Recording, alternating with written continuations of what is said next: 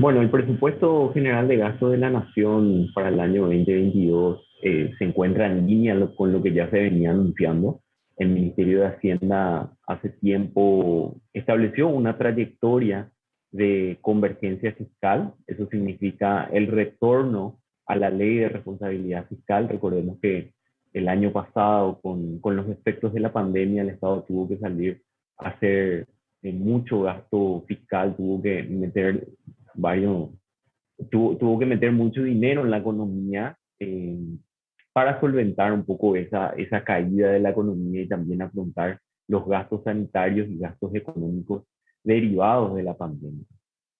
¿Por qué algunos mencionan de que eso podría ser un poco más rápido y no continuar con la línea que establece el Ministerio de Hacienda? Porque inicialmente el déficit fiscal de partida, cuando se estableció esta trayectoria de convergencia a volver a los niveles habituales de responsabilidad fiscal, eran de 6-7%.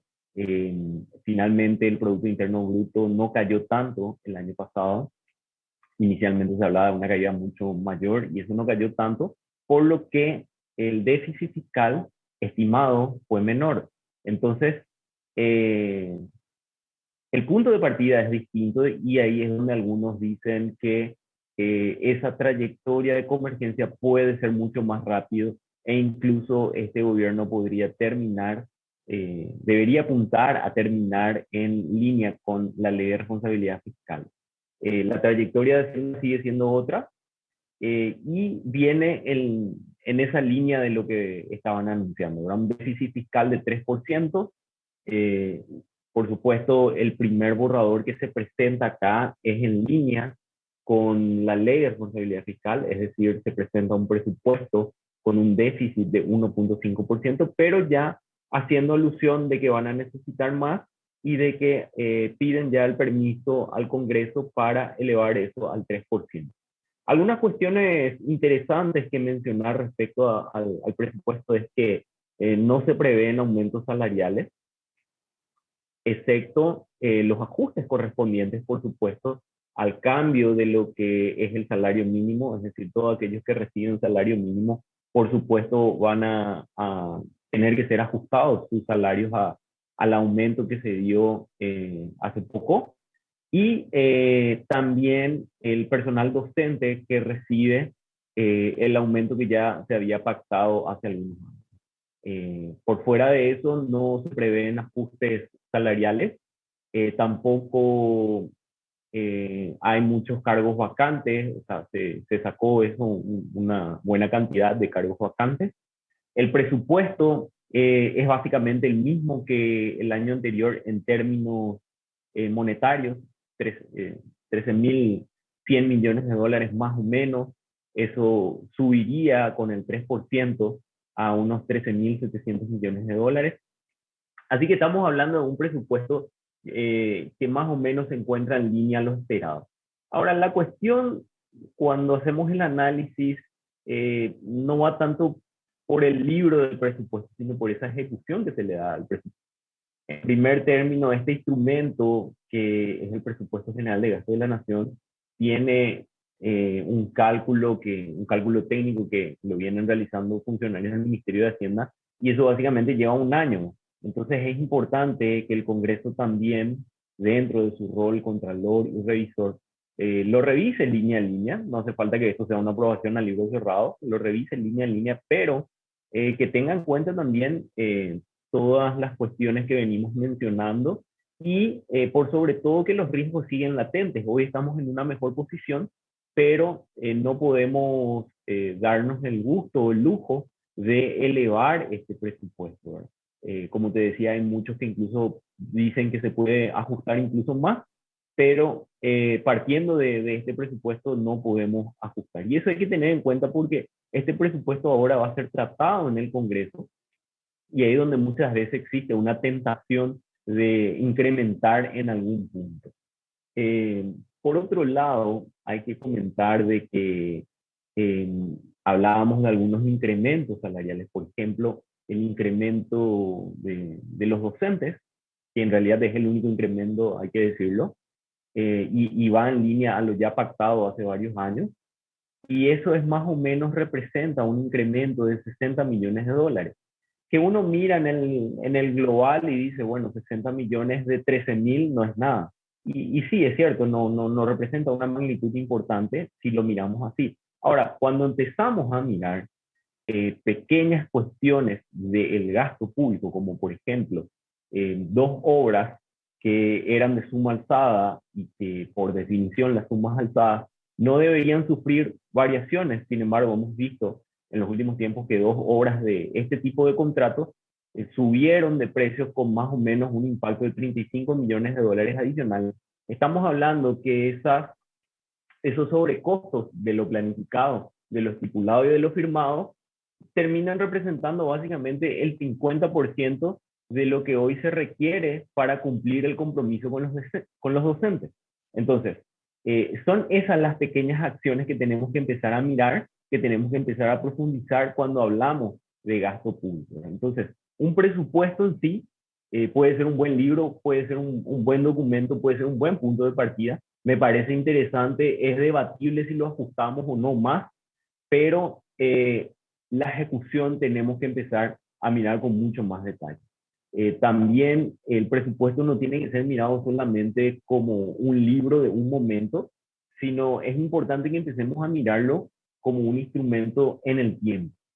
Acá hay algunas cuestiones que deben ser entendidas, comprendidas. Paraguay posee una ley de administración de pasivos.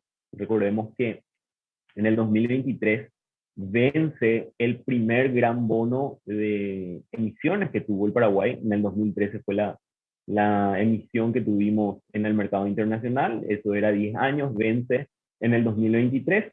Y lo que se prevé y figura eso dentro del borrador del presupuesto es hacer un rollover o en términos un poco más sencillos, hacer una especie de bicicleta que no es tampoco una bicicleta, sino que se compra como aprovechando las condiciones financieras que existen hoy en el mercado, se compra toda esa deuda para no pagarla en el 2023, ya se paga por adelantado, tratando de mejorar un poco ese perfil de deuda. Una operación bastante interesante, haciendo uso ya de esa ley que tiene aprobado el Ministerio de Hacienda. Y también en esa línea, si vamos a ese déficit fiscal del 3% para cubrir algunas cuestiones sanitarias y algunas cuestiones de infraestructura que mencionaron en la presentación, tenemos que necesariamente hablar de que eso va a impactar y va a elevar más o menos, dicho por el propio ministro de Hacienda, en una deuda, en una relación deuda-PIB de alrededor del 37%. Eso, por supuesto, tiene que ser mirado ya con una proyección a mediano plazo porque eso va incrementando los niveles del servicio de la deuda, que hoy ya están más o menos en el 12% más o menos del presupuesto, 12-15% del presupuesto, y que tiene un impacto bastante interesante en todo lo que es el presupuesto. Y ahí es donde las reformas son más que necesarias.